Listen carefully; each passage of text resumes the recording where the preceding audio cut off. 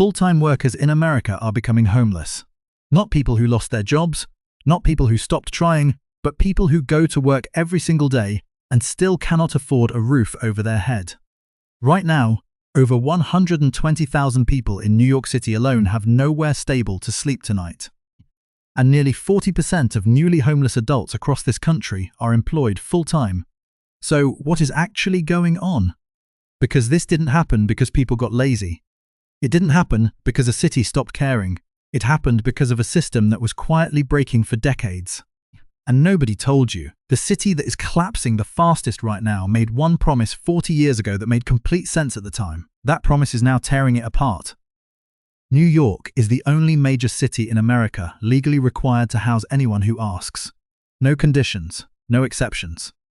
When that law was written in 1981, the city sheltered around 20,000 people a night. It worked. By 2026, that number crossed 120,000. The courts still require the city to honor that obligation at a scale it was never built to carry. So, New York is now projected to spend between $5 and $8 billion in 2026 alone on emergency housing. That is more than the entire annual budget of 15 US states combined. Historically, that figure sat around $1.4 billion a year. It has exploded by 300 to 500% in just 3 years. So, where it comes from, everything come from? Police overtime cut by nearly $130 million. Public schools absorbing hundreds of millions in reductions. Libraries eliminating 7-day service for the first time in decades. Fire and EMS staffing quietly reduced, and emergency response times increasing across multiple boroughs. Budget analysts say that if current trends hold, New York could be facing a deficit exceeding $10 billion. At that point, the options are brutal. Massive tax increases, a collapse of basic city services, or both at the same time. But here is the part that gets lost inside all those numbers. The people living through this are not statistics on a government report. They are children trying to do homework in a hotel bathroom, grandparents sleeping on subway benches, families who were, by any honest measure, doing everything right. More than 23,000 children are currently enrolled in New York City public schools while living in emergency shelters or temporary hotel rooms. Many travel for hours each day because their housing placement is nowhere near their school. They arrive tired, often without having eaten, without a quiet place to sit the night before when the homework was due. Teachers describe rising rates of chronic absenteeism that track almost perfectly with where shelter placements are concentrated. It is not that these children lack effort. It is that they lack the conditions in which effort can do anything. And then there is a group almost no one is talking about. Senior citizens now make up nearly 20% of New York's total shelter population. Adults over 60. People who lived in the same apartment for decades, pushed out by rising rents, mounting healthcare bills, and retirement savings that were never designed to keep pace with a housing market moving this fast. Many end up in facilities that cannot refrigerate insulin, cannot fit a wheelchair, and were never built for anyone managing a chronic illness. Homelessness in 2026 looks nothing like the old image of it. It includes strollers and walkers, elementary school students, and retired grandparents. Take a moment with that before we move on.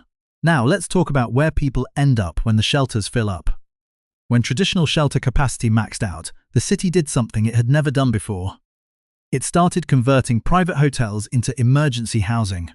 Today, more than 200 hotels, including properties in Midtown, Times Square, and the financial district, have been fully repurposed as shelter sites. The city is paying long-term rates for rooms that once went for $300 to $500 a night to tourists, sometimes above market rate, because when you have no alternative and courts are watching, there is no time to negotiate. This was sold as temporary, a stopgap, while permanent construction caught up. Construction has not caught up. It likely won't for years. Hotels intended to house people for weeks became homes for months, for some families approaching a year or longer, and those families are living in a single room. No kitchen, no dining table, no privacy, none of the basic things a family needs to actually function day to day. Think about what that does to a child doing schoolwork at the edge of a hotel bed, or a parent trying to cook a meal with nothing but a microwave. These are not temporary inconveniences. For thousands of families, this has quietly become normal life. Meanwhile, the hotels that stayed open for actual visitors are now significantly more expensive because supply contracted.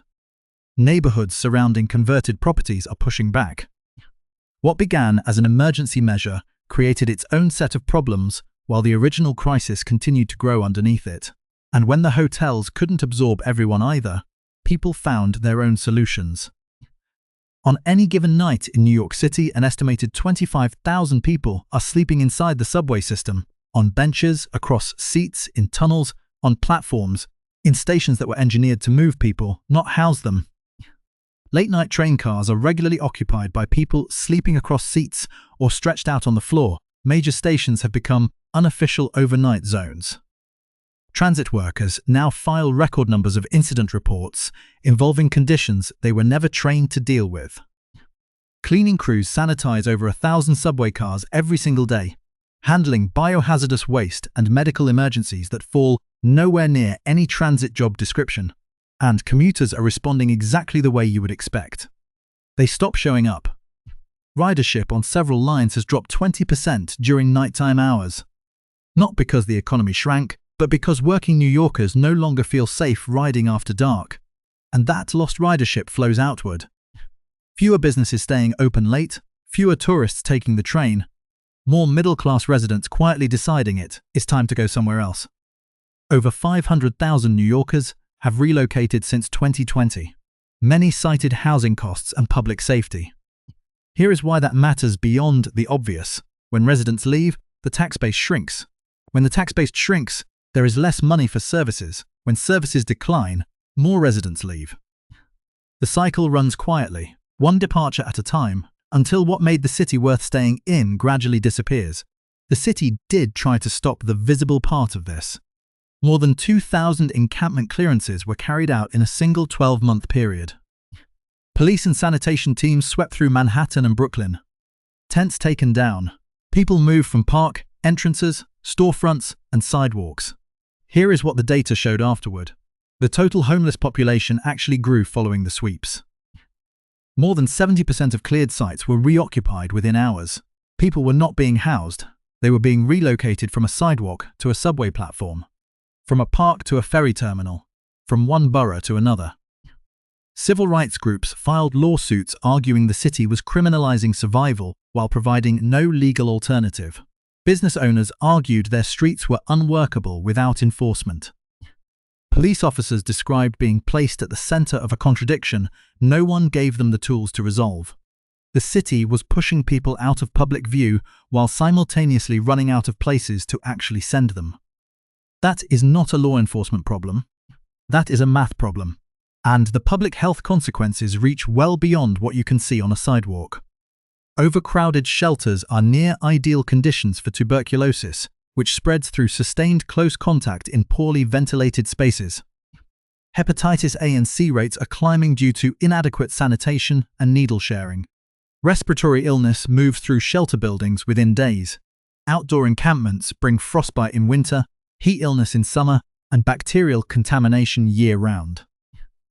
More than 100,000 emergency medical calls per year now involve someone experiencing homelessness, adding pressure to hospital systems already stretched past their limits. Overdose deaths in New York have reached a record high of over 3,000 annually, driven primarily by fentanyl, frequently occurring in spaces where help cannot get there in time. These are not problems contained within homeless communities. They move through every system the city depends on to function. Every hospital, every emergency room, every public health budget in the city feels this. If this is helping you understand what's actually going on, drop a comment below. What part of this surprised you most? Because New York is not just housing its own displaced residents. It is functioning as a pressure release valve for the entire northeastern United States. Since 2022, more than 180,000 migrants have entered New York's shelter intake system. Many arrived on buses deliberately chartered from Texas, Arizona, and Florida as part of organized political strategies. But it is not only migrants. Service providers in surrounding states routinely direct their own displaced populations toward New York because the right to shelter guarantee means a bed is legally required to exist somewhere. Informal networks carry the same message. Word spreads through communities that New York will not turn you away. And so, New Yorkers already experiencing homelessness receive less support because the line behind them has quietly grown much longer. Here is something important to be clear about. Migrants did not cause New York's housing crisis. The system was already cracking before they arrived. But their arrival hit a city with no remaining capacity, and the two pressures met head-on. Before the surge, New York sheltered around 60,000 to 65,000 people nightly. After arrival surged, that number crossed 120,000. That is not a marginal increase. That is a system being asked to do twice the work with the same resources. City officials have started saying openly what analysts had been calculating quietly for years. New York cannot keep absorbing the housing failures of the entire country inside a single city budget. For every person who exits a shelter placement and moves into independent housing, another arrives to fill that space. Turnover approaches zero. The pressure does not release. It compounds. Now let's take a step back from New York entirely. Because what is happening there is not a New York story. It is the most visible version of a national economic shift that has been building for years, and it is now showing up in places that were certain they were immune. Places like Boise, Idaho, Knoxville, Tennessee, Spokane, Washington, Colorado Springs, Tulsa, and Salt Lake City. All of them have reported double or triple-digit increases in homelessness since 2019. Here is why that matters. Workers priced out of expensive coastal cities moved to these places specifically looking for relief. They found the crisis had followed them. Boise's rents climbed 70%, Austin's rose 65%, and Tampa's increased by 55%. People who moved to escape could not escape because the forces behind this were never local to begin with. The core of those forces is simple. The scale of them is not, and the trap was already set. To understand how full-time employment became decoupled from housing stability across the United States, it is necessary to examine the specific legislative, fiscal, and structural shifts that occurred over the last 4 decades. This crisis did not emerge overnight. It is the direct consequence of deliberate policy choices and structural economic shifts that systematically dismantled affordable housing frameworks while stagnating low to mid-tier wages. The primary catalyst for the structural decline in affordable housing can be traced back to the late 1970s and 1980s, specifically marked by massive federal divestment from public housing programs. Under the Housing and Community Development Act of 1974 and subsequent budgetary overhauls in 1981, the federal government shifted its strategy away from constructing and maintaining public housing supply. The budget for the Department of Housing and Urban Development, known as HUD, was slashed from over $32 billion in 1978 to less than $8 billion by 1988. This reduction effectively froze the expansion of public housing stock. Instead of constructing units to match population growth, the federal system pivoted toward demand-side subsidies, such as the Section 8 voucher program. However, funding for these vouchers was never pegged to the actual rate of eligible applicants, creating a structural bottleneck where only approximately 1 in 4 qualified households received assistance simultaneously. The regulatory environment at the municipal level created geographical and legal traps that restricted the construction of dense, affordable multifamily housing. For decades, municipal zoning ordinances across major metropolitan areas favored single-family zoning. In cities like Los Angeles, Seattle, and Charlotte, over 70% of residentially zoned land was legally restricted to single-family detached homes. This regulatory constraint artificially capped housing density during periods of rapid urban population growth.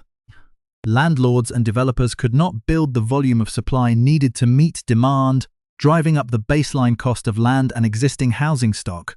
The structural deficit in housing supply accelerated dramatically following the 2008 subprime mortgage collapse.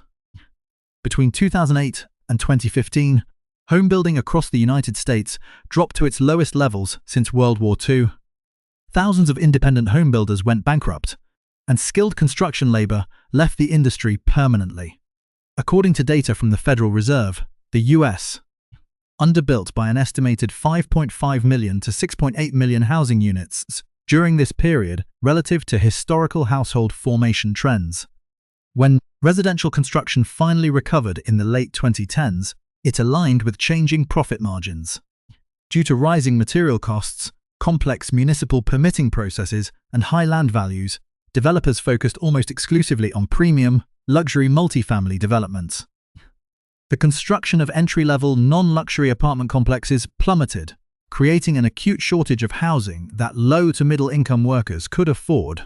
This supply vacuum coincided with a fundamental transformation in global finance: the entry of institutional investors and private equity firms into the single-family rental market.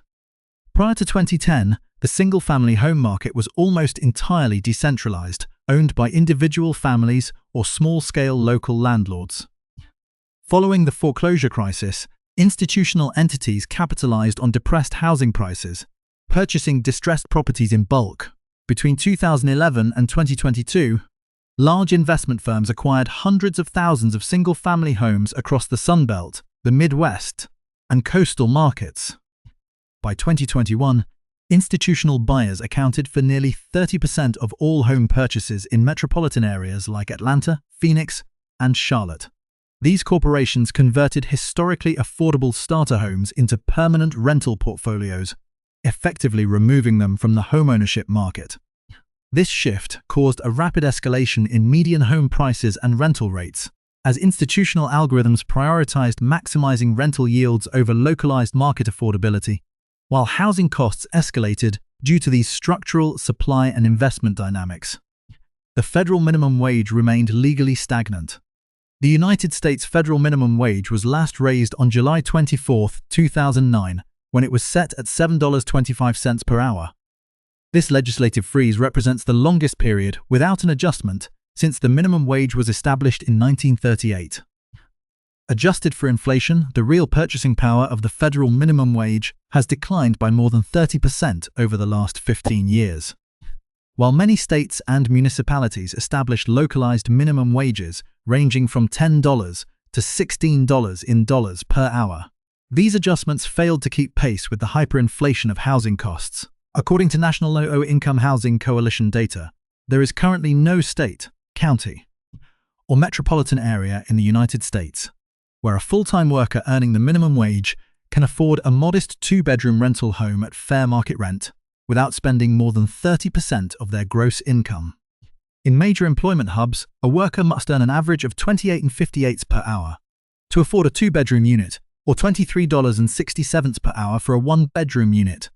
This creates a severe arithmetic mismatch for the service sector, retail, and healthcare support workforces, whose median hourly wages consistently range between $15 and $20,000 per hour. The financial vulnerability of full-time workers was further compounded by the restructuring of the domestic labor market.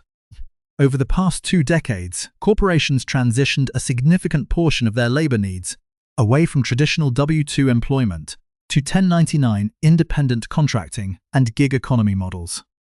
By eliminating fixed salaries, guaranteed hours, employer-sponsored healthcare, and paid sick leave, corporate entities externalized operational risks directly onto the workforce. A worker operating full-time hours across multiple delivery or rideshare platforms lacks the structural stability required by standard property management firms, which typically mandate proof of stable monthly income equivalent to 3 times the monthly rent. Consequently, a single mechanical failure, medical emergency, or algorithmic shift in platform payouts immediately jeopardizes a worker's capacity to meet fixed rent obligations, executing a rapid pathway toward legal eviction and housing displacement.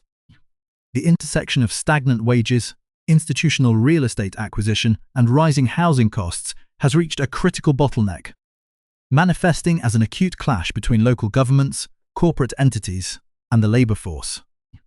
As municipal shelter systems breach physical capacity across major metropolitan centers, the operational and financial strategies deployed by local administrations to manage the crisis have shifted from long-term systemic planning to short-term emergency mitigation. In New York City, the Department of Homeless Services and the Office of Asylum Seeker Operations have systematically bypassed standard procurement procedures to secure emergency housing, resulting in unprecedented fiscal expenditure. By utilizing emergency declarations, the city entered into multi-million-dollar contracts with major hospitality providers, including properties located in high-traffic commercial zones like Times Square and the Financial District.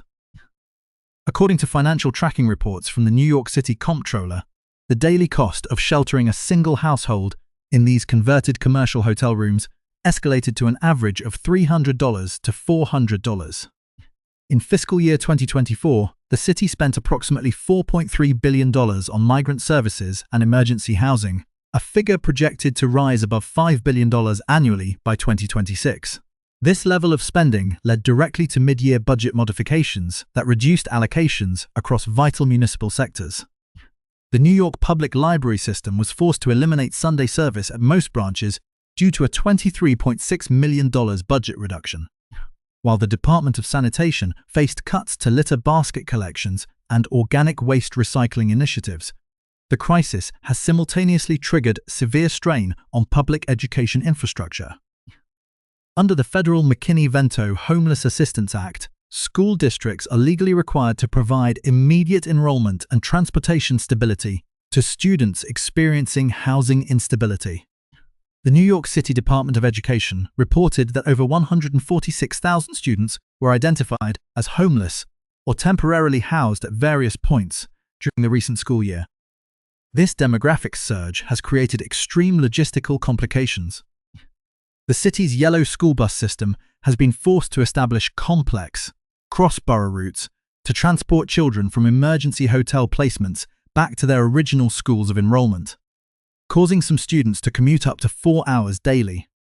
Educational data indicates that chronically unhoused students exhibit a chronic absenteeism rate exceeding 40%, which correlates with significant drops in standard proficiency metrics for reading and mathematics outside the Northeast Corridor. The legal and operational battleground has shifted to public spaces and municipal transit systems. On June 28, 2024, the Supreme Court of the United States issued a landmark ruling in the case of City of Grants Pass v. Johnson. In a 6-3 decision, the court ruled that municipal ordinances enforcing criminal penalties for sleeping or camping in public spaces do not violate the Eighth Amendment's prohibition against cruel and unusual punishment, even if the individual has no access to an alternative shelter bed. This judicial shift fundamentally altered the enforcement capabilities of local governments. Following the ruling, cities across the West Coast and Sunbelt rapidly passed or enforced sweeping bans on public encampments. In California, Governor Gavin Newsom issued Executive Order N-1-24, directing state agencies to move forward aggressively with the removal of homeless encampments on state property, specifically targeting areas along state highways and parkways. The California Department of Transportation dismantled thousands of sites, citing public safety and environmental degradation. Concurrently, municipal authorities in San Francisco, Los Angeles, and San Diego accelerated their own clearance programs. However, data compiled by regional continuums of care demonstrates that these punitive measures did not reduce the baseline unhoused population. Instead, the sweeps resulted in the displacement of individuals from visible outdoor sites into more hazardous, hidden environments, or directly into municipal transit networks. In Los Angeles, the Metropolitan Transportation Authority has encountered severe operational disruptions due to the utilization of subway and light rail vehicles as de facto emergency shelters. The agency reported a sharp increase in medical emergencies, narcotic use, and sanitation incidents on its networks. Between 2023 and 2025, more than 150 transit-related fatalities were recorded on the system, primarily driven by drug overdoses. Security incidents involving assaults on transit operators led to a series of labor protests and demands from the Amalgamated Transit Union for enhanced physical barriers and increased deployment of law enforcement personnel. In response, Metro officials instituted stricter fare enforcement protocols and established end-of-line clearance policies, forcing all passengers to exit vehicles at terminal stations to prevent continuous looping during late-night hours. This domestic crisis is further complicated by the collapse of the low-income rental market's legal safety valves, specifically regarding the eviction process. With the expiration of all federal and state pandemic-era eviction moratoriums and rental assistance funds, corporate property management groups modernized their eviction filing procedures through automated legal platforms. Real estate analytics show that in major metropolitan areas throughout Texas, Arizona, and Florida, eviction filings are processing at rates up to 50% higher than historical averages. Large property management corporations now utilize software that automatically generates legal eviction notices the day after rent is officially late, eliminating the traditional negotiation period between landlords and tenants once an eviction is filed. It creates a permanent public record that acts as an institutional barrier to future housing. Tenant screening companies utilize automated web scraping algorithms to compile these records, and major corporate landlords routinely reject any applicant with an active or resolved eviction filing within the preceding 7 years. This practice forces low-wage workers into predatory arrangements, such as extended-stay motels or weekly rental properties, where costs are exponentially higher than standard leases, but bypass traditional credit and background screenings. This trapping mechanism permanently prevents asset accumulation and locks full-time workers into a state of structural housing insecurity.